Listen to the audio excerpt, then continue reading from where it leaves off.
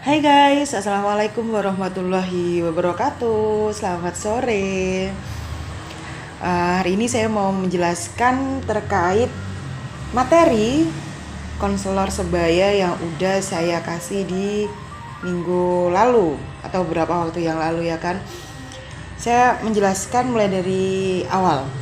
Konseling nih, kalian pasti udah sering banget mendengar kata-kata konseling ya kan. Konseling merupakan kegiatan yang hidup karena adanya komunikasi. Jadi inti dari konseling itu adalah komunikasi. Full komunikasi antara konselor dan konseli. Nah, konseling ini bisa juga disebut dengan wawancara, tapi secara profesional dan bertujuan untuk membantu konseli memecahkan masalah yang dihadapinya. Nah, tugas konselor adalah mendengar dan membantu konseli untuk menemukan solusi atas masalahnya. Konselor perlu memiliki kemampuan mendengar yang baik agar makna cerita konseli dapat dipahami dengan baik dan benar. Yuk belajar jadi pendengar. Kunci pertama yaitu adalah berhenti berbicara. Seperti itu. Lanjut, 4 syarat menjadi pendengar yang efektif. Beberapa hal sulit di dunia ini, salah satunya adalah menjadi pendengar. Karena banyak orang ingin menjadi pusat perhatian, dengan dia terus berbicara. Tapi di kegiatan konseling, kita akan menjadi pusat perhatian saat kita berhenti berbicara dan menjadi pendengar yang efektif. Nah, di sini ada beberapa 4 syarat untuk menjadi pendengar efektif untuk mencapai pemahaman yang tepat. Yang satu, pertama, mampu berkonsentrasi. Nah, mendengarkan apa yang diucapkan dan menghilangkan pikiran lain yang mengganggu.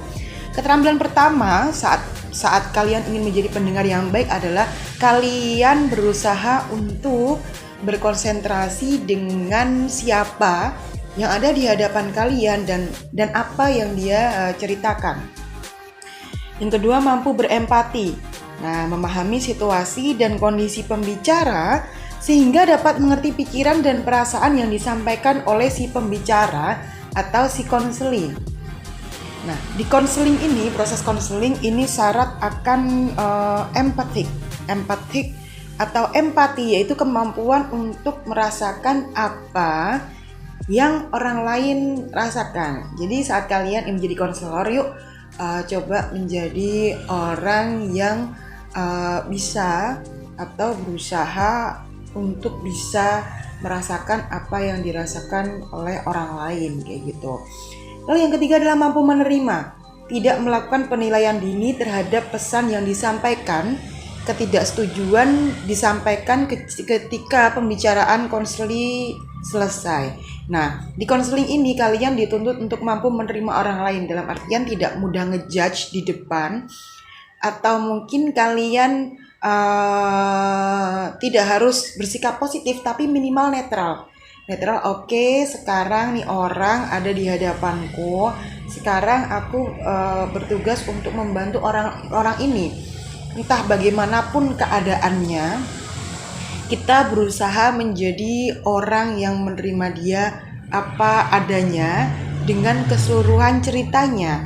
Bahkan ketidaksetujuan akan pendapat konseli atas suatu masalah itu boleh kita sampaikan di akhir konseling seperti itu, atau mungkin saat konseli sudah selesai berbicara kita baru boleh sambung kayak gitu. Lalu nih yang keempat, kemampuan untuk mengerti. Berusaha sebaik mungkin untuk mengerti keseluruhan arti cerita yang disampaikan. Nah, di poin keempat, seorang konselor wajib punya wawasan yang cukup luas atau kemampuan berpikir dari sudut pandang lain atas sebuah masalah.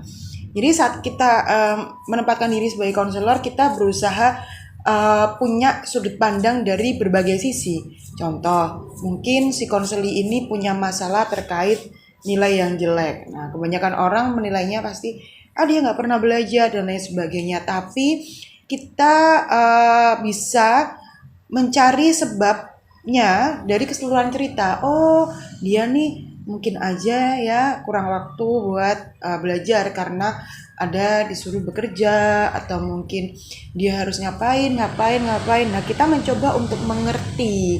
Oh, ternyata masalahnya seperti ini ya. Tidak melulu satu masalah berasal dari satu penyebab yang selama ini kita ketahui. Oke, selanjutnya yuk. Konseling merupakan tatap muka yang bersifat rahasia, penuh dengan sikap penerimaan dan pemberian kesempatan dari konselor kepada konseli, seperti itu. Ini benar banget. Jadi konseling ini merupakan tatap muka yang bersifat rahasia. Jadi saat kita berkomitmen menjadi konselor, kita berusaha menjadi orang yang tidak ember, kita menjadi orang yang keep a secret kayak gitu. Kita berusaha sebaik mungkin untuk menjaga kepercayaan dari orang yang udah bercerita kepada kita dengan sikap penuh penerimaan, dengan senyum, dan pemberian kesempatan bagi konseli kita untuk bercerita apapun yang dia keluhkan.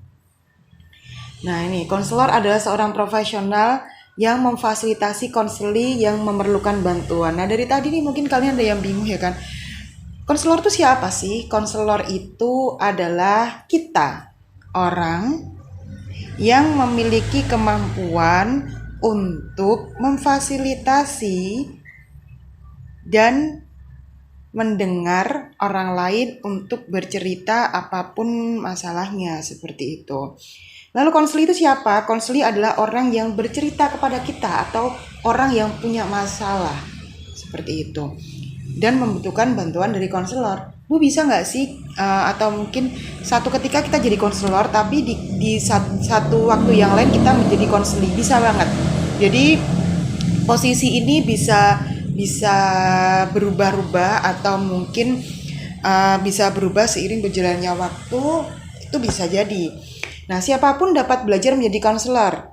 Nah, dari tadi di atas tuh ada beberapa poin yang harus dimiliki sama konselor. Contoh, sikap mengerti atau sikap menerima.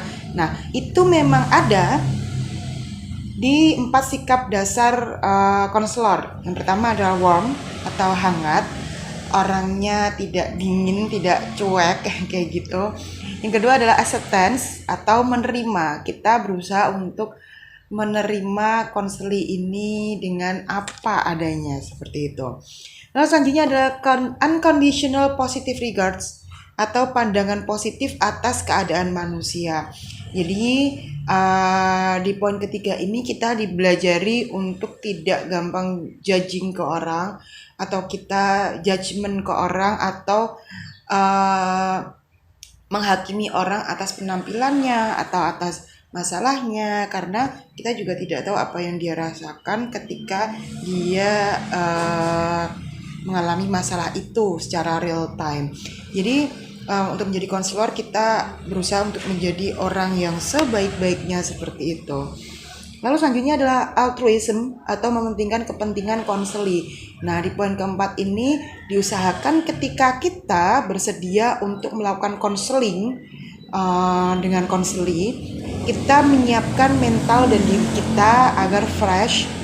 Jadi tidak ada kemelut dalam diri kita. Akhirnya kita bisa menjalankan poin keempat dengan baik dan juga lancar kayak gitu. Karena apa? Kalau kita tidak bersih atau kita belum siap untuk menerima cerita orang lain, isi cerita dan proses konseling itu akan menjadi sangat-sangat rancu kayak gitu, teman-teman.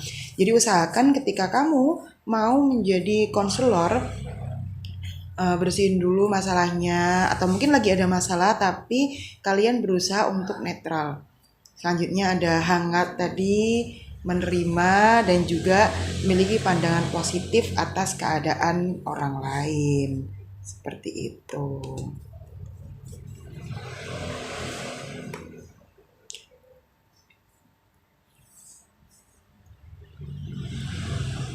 Oke deh teman-teman, sekian dari saya terkait penjelasan mengenai konseling dan juga beberapa sikap yang wajib dimiliki oleh konselor. Jadi bagi teman-teman yang ingin atau berminat menjadi konselor sebaya, Please, ini adalah sebuah divisi yang sangat mulia di mana kalian berusaha untuk menjadi helper atau penolong bagi orang lain seperti itu. Semuanya bisa dipelajari, jadi jangan takut kalau aduh pun ini belum bisa banget nih atau gimana. Saya yakin saat kita mau belajar kita bisa kok melakukan itu.